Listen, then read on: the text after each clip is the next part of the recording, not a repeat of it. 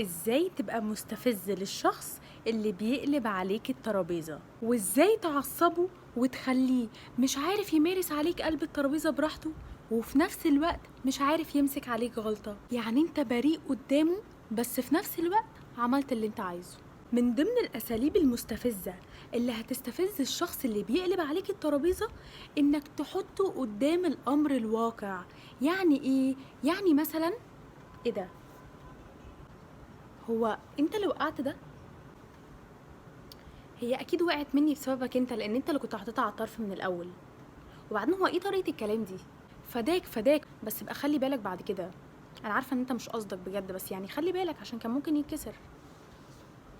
ما تدهوش فرصة أصلا إنه يقلب الغلط عليك أو يقلب الترابيزة عليك، لأنك بتتكلم بصيغة الأمر الواقع. خلاص ده أمر واقع، أنت وقعته، فخلاص ده كده كده حصل. يعني أنت أجبرته إن الغلط حصل بسببه هو، فما فيهاش كلام. فأنت بتعرفه إن أنت مش بتتناقش معاه مين اللي غلطان. أنت خلاص عديت المرحلة دي ودخلت في مرحلة إن أنت بتشوف الحل إيه، إن أنت بتشوف أنت هتسامحه ولا لأ. هو بقى لسه في المرحلة اللي ورا مع نفسه. لازم انت اللي تبقى مسيطر على الحوار ومخليه يمشي معاك على الريتم بتاعك، مش العكس.